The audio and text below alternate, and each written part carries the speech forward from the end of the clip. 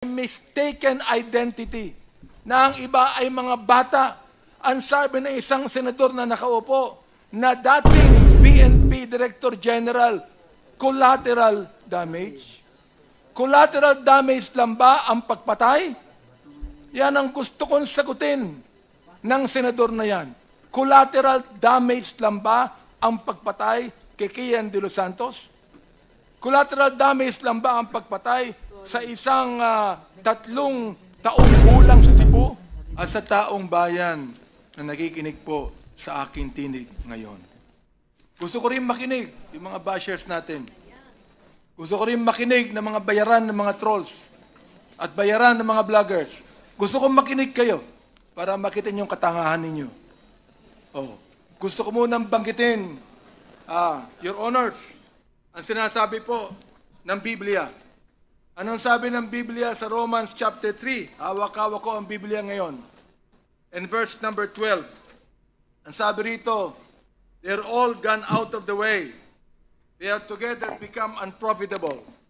There's none that do it good, no not one. Their throat is an open sepulcher. Anong ibig sabihin ng their throat is an open sepulcher? Nanlalait, nang aabuso, nang iinsulto, nagmumura, naninira. Yan ang ibig sabihin ng their throat is like an open sepulcher. With their tongues they have used deceit. The poison of asp is under their lips, whose mouth is full of cursing and bitterness. Their feet are swift to shed blood. Destruction and misery are in their ways, and the way of peace have they not known. Kung meron kayong Biblia, tingnan nyo kung anong sinasabi dyan. Ito ngayon ang aking mensahe, 3 lang Ano yon? Galit, respeto, pagmamahal. Bakit may Quadcom? Bakit nagsama-sama ang public accounts, ang public order and safety, ang dangerous drugs at human rights? Sapagkat pare-pareho ang mga taong pinapatawag namin to shed light on what is happening to our country. Ang proliferation ng illegal pogo sa ating bansa dahilan sa pagdagsa ng mga Chinese na mahigit kumulang na 300,000. Ang tanong ay ganito, sino ang nagbigay ng birth certificate sa kanila na naniniwala kaming fraudulently acquired? Paano sila nakakuha ng passport? Paano sila nakabili ng large tract of land samantalang marami tayong mga kababayan na wala man lang maliit na lupa na pagtatayuan ng kanilang bahay? Fraudulently acquired lands through bogus corporations. Sinabi ng dating leader ng past administration na ginawa niya ang nagawa niya sapagkat, as I quote, I love this country. Billions of pogo money exchanged hands between these Chinese and some high public officials in the past administration. Pagmamahal ba sa bayan ito? Or tulad ng sinabi ng Biblia, the love of money is the root of all evil. Pagmamahal ba sa bayan? If you allowed the hundreds of thousands of Chinese to come here who do not even love this country? Pagmamahal ba sa bayan na ilagay mo sa bingit ng alanganin ng ekonomiya ng bansa? Aber, gumanda ba ang bansa natin?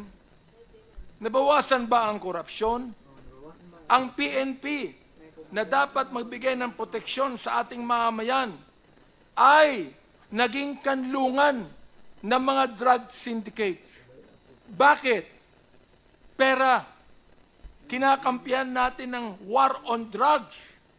Kinakampihan natin yan. Pero bakit kinakailangan may mamatay o pinatay ng mga 30,000 na tao na ang karamihan niyan ay mistaken identity, na ang iba ay mga bata? Ang sabi ng isang senador na nakaupo na dating PNP Director General, collateral damage. Collateral damage lang ba ang pagpatay? Yan ang gusto kong sagutin ng senador na yan.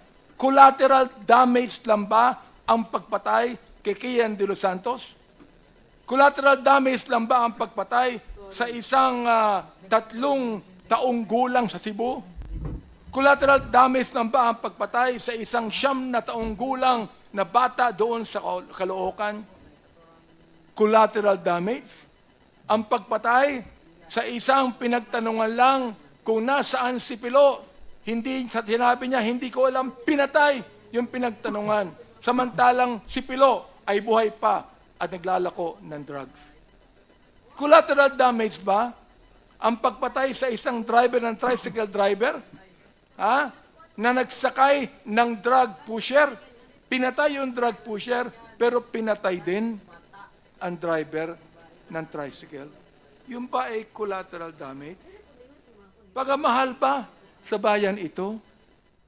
Kapag ang tao pumapatay ng marami, at binabayaran ang mga pumapatay, pagamahal ba sa bayan ito?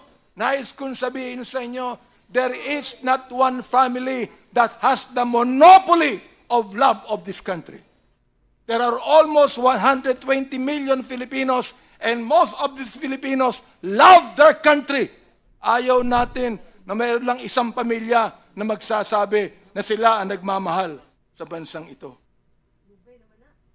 Galit tayo. Bakit may Quadcom? Galit tayo sa masama na tinutulak ang bansa sa kasamaan. Bakit may Quadcom? Galit tayo sa Pogo o anumang sugal na lalong nagpapahirap sa ating bayan at nagpapayaman sa iilan. Galit tayo sa droga na pumapatay sa maraming ating kabataan. Galit tayo sa mga human rights violators. Ito man ay agents ng pamahalaan o NPAs o terorista o mga kriminal na naghahasik ng kaguluhan sa ating mahal na bayan. Hindi po tayo terorista. Ano po? Hindi tayo terorista. Hindi tayo komunista. Hindi tayo diktatorya. Tayo ay demokrasya na nagmamahal sa isang malayang bansa. May respeto sa saligang batas, sa karapatang pantao, sa mararangal na mga public officials, lalo na sa taong bayan.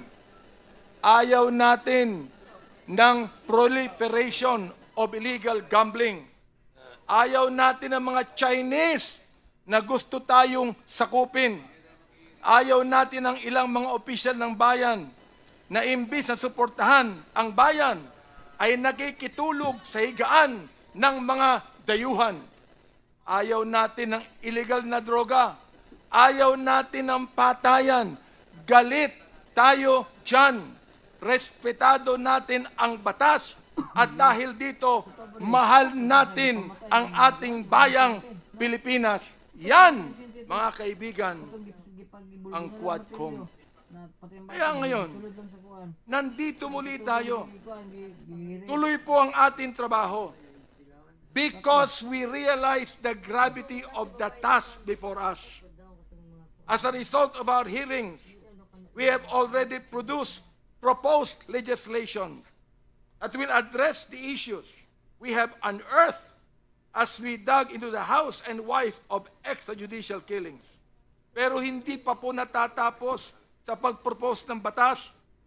As mentioned by our co-chair, Representative Barbers, we will also recommend the prosecution of those behind these monstrous killings. It is my hope, my prayer, that these recommendations are followed through so that justice is served for the families of the victims of the EJ case. Maraming salamat po, Mr. Chairman, sa pagkakataong binigay sa akin. Thank you, Congressman Benny Abante. The next to deliver his opening remarks is the Chair of the Committee on Public Order and Safety, Congressman Dan Fernandez. You are recognized. Maraming salamat po.